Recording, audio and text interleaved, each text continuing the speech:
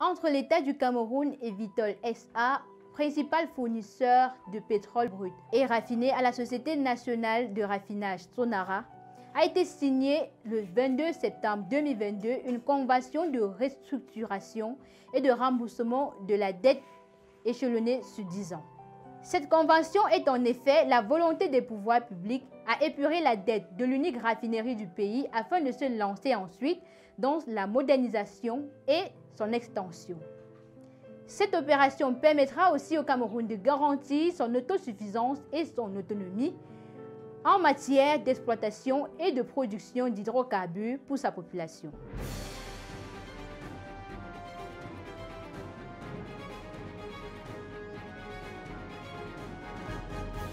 Salut à tous et bienvenue sur Investir Innover en Afrique TV. Je suis Montessori Boni. Aujourd'hui, nous nous intéressons à la Sonara, la Société nationale de raffinage basée à Limbé dans la région du sud-ouest Cameroun. Comme je l'annonçais tantôt, l'État du Cameroun a entamé l'épuration de l'énorme dette de cette entreprise publique, cela depuis 2 ans déjà d'ailleurs. Une convention a été signée le 22 septembre 2022 dans ce sens entre le représentant de Vitol SA, le plus grand créancier de la Sonara, et le ministre des Finances, Louis-Paul Montazé.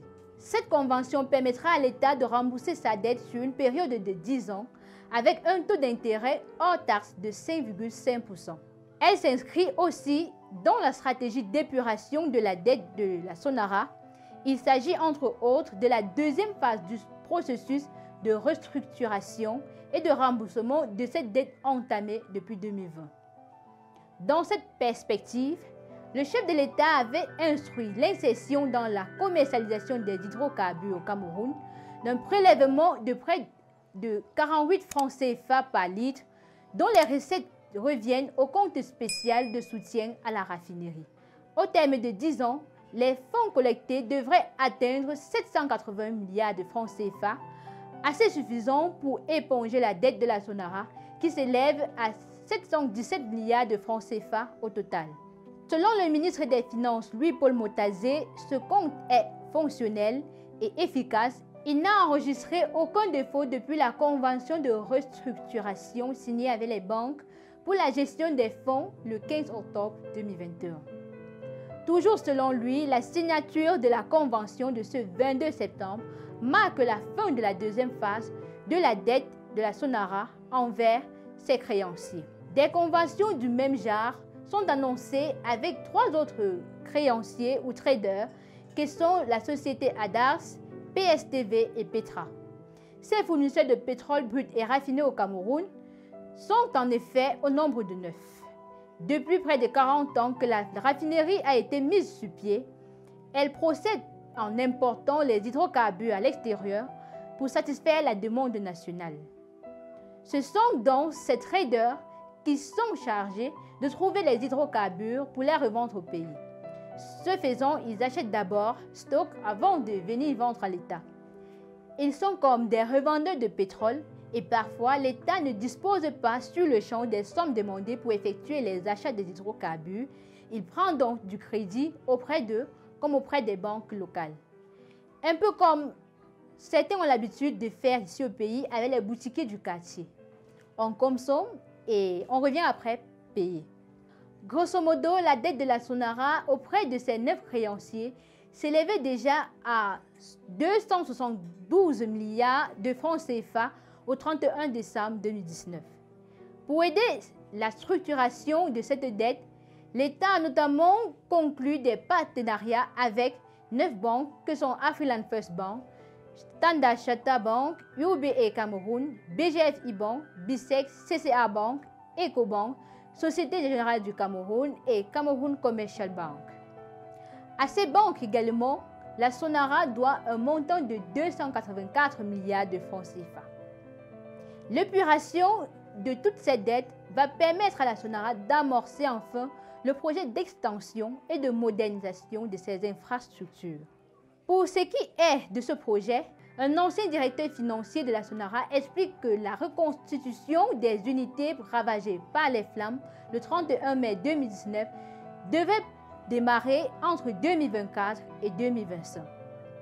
Cette opération permettra à la Sonara de devenir une unité de transformation de pétrole brut produit au Cameroun et de stopper ainsi la dépendance du pays au pétrole importé. Cette opération entraînera par la même occasion la baisse des coûts des produits pétroliers à la pompe. Mieux encore, ce sera la fin de la subvention à l'importation des produits pétroliers dans le but de maintenir les prix actuels à la pompe. Cette subvention coûtera d'ailleurs près de 700 milliards de francs CFA à l'État camerounais d'ici décembre 2022. Nous en avons parlé notamment au cours de la pénurie de gazoil qui s'est fait sentir durant la fin du mois de juin et le début du mois de juillet 2022. Le Premier ministre Joseph Dion-Ngouté a annoncé en avril dernier le début des travaux de réhabilitation et de restructuration de la Sonara pour le cours de cette année. Elle devrait durer sur 4 ans et remettront sur pied les 7 des 13 unités de fonctionnement de la raffinerie qui avaient été consumées par l'incendie du 31 mai 2019, avec elle 10 millions de litres de pétrole brut environ. Cependant, nous nous approchons de la moitié du dernier trimestre de l'année et nous ne savons pas grand-chose sur la réalisation de ces travaux qui sauveront à coup sûr l'économie camerounaise. Une chose reste certaine, c'est que le gouvernement camerounais a la volonté de cesser les importations des produits pétroliers, mais malheureusement, ce n'est pas pour demain. Avant de terminer, je vais vous inviter à rejoindre notre communauté premium. Cette adhésion va vous permettre de profiter à plusieurs avantages exceptionnels tels que des contenus exclusifs, des lives sur l'investissement, un financement en equity crowdfunding, un réseau de personnes intéressées par l'investissement en Afrique. Alors la famille, c'était tout pour aujourd'hui. Merci d'avoir regardé jusqu'à la fin. Likez, commentez, partagez, abonnez-vous à Investir, Innover en Afrique TV et surtout, rejoignez notre communauté Premium.